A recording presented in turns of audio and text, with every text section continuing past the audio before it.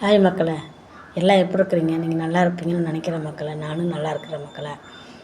அப்புறம் மக்களே, தகப்பன் பாருங்கள், புருஷனும் பொண்டாட்டிக்கு 7 வருஷம் ஆச்சாம்மா கல்யாணம் ஆகி. ஒரு குழந்தை 7 வயசில் ஒரு குழந்தை இருக்குது.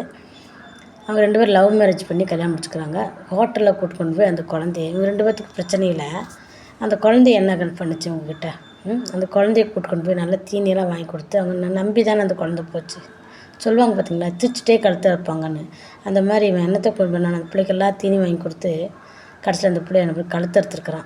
குழந்தை 7 வயசு குழந்தைய, அழகு பிள்ளையாக இருக்குது. மனச்சாட்சியே இல்லாமல் எப்படி அந்த குழந்தைய கொன்னானோ தெரியல. அவன் மனுஷனா மிருகமாக தெரியல. இப்படி அந்த காலத்துலலாம் குழந்த சீக்கிரத்தில் எல்லாத்துக்கும் குழந்த பிறந்துடும். இந்த காலத்து குழந்தைக்கு இல்லைன்ற 1 2 தான் பார்க்க முடியும். ஒரு 100ல் ஒருத்தர் அப்படி தான் இருப்பாங்க. ஆனால் இப்போ 100ல் 10 பேர்த்துக்கு மட்டும்தான் குழந்தைய பிறக்குது. மீதி இருக்கிற 99 பேர்த்துக்கு குழந்தைகளே இல்லாமல் கஷ்டப்படுறாங்க. ஏன்னு கேட்டிங்கன்னா, இந்த ஜென்ரேஷன் சரியில்லைன்னு ஆண்டவர் கொடுக்குறத மறுக்கிறாராட்டுக்குது. நிறைய பேர் தகப்பனுக்கு இவங்க 2 பேருடைய பிரச்சனைகளுக்கு வீணாக அந்த குழந்தைகளை கொண்டாங்க. ஒன்று, அந்த தாய்க்கு ஏதாவது ஒரு இப்போ தான் இப்போ பொம்பளைங்க அதிகமாக இன்னும் இது பண்ணிக்கிறாங்க. என்ன சொல்லுவாங்க, அஃபேர் வச்சுக்கிறாங்களாம்மா. அதனால் வேறு எவனையாவது ஒருத்தரை பிடிச்சிக்கிட்டு இந்த குழந்தைய கொள்றாங்க. ஒரு பொம்பளை, ஒரு தாயானவ தான் பிள்ளைய கொல்றதுக்கு ஏதோ 1008 காரணம் சொல்லலாம். நான் ஒருத்தன் மேலே விரும்பி அந்த குழந்தைய கொல்றான்னு சொல்கிறா பாருங்க. அது மாதிரி ஒரு கேவலம் வேறு உலகத்தில் எதுவுமே இல்லை மக்களே.